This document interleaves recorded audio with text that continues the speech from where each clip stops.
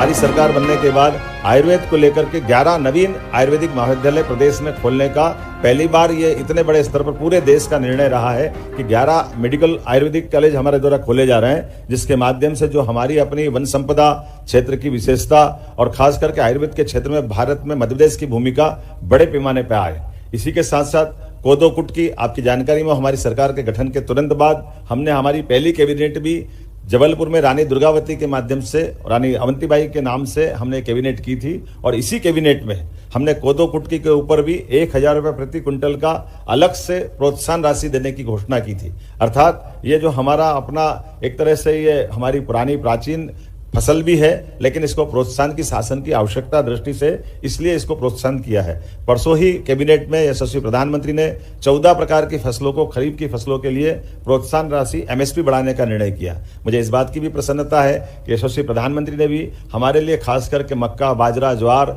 इस सबको प्रोत्साहन देने के लिए MSP में पर्याप्त रूप से वृद्धि की है। हम सब देखते हैं कि हमारे यहाँ गेहूं का प्रचलन बढ़ गया, लेकिन आपकी जानकारी के लिए बताना चाहूंगा कि ये गेहूं जो है हमारे देश का अन्न नहीं है, ये विदेश से आया हुआ है। और इसका प्रमाण भी है कि किसी भी पूजा पद्धति में हमारे यहाँ जब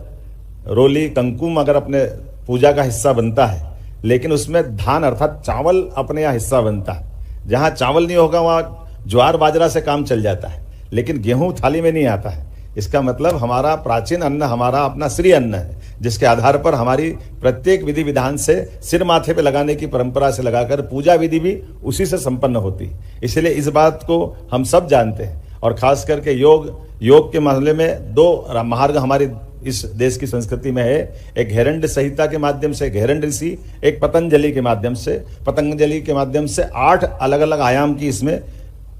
कल्पना की गई है और यम नियम से लगा करके ध्यान धारणा समाधि तक हम सब जानते हैं कि ये हमारी संपूर्ण पद्धति ये अपने आप में इस न केवल इस जीवन को बल्कि ये हमारी सनातन संस्कृति के अनुसार जीवन की मोक्ष तक की इस यात्रा में हमको कहीं ना कहीं मदद करती है। मैं उम्मीद करता हूं कि योग के खासकर इस योग के मतलब योग का मतलब ही जुड़ाव है। योग मतलब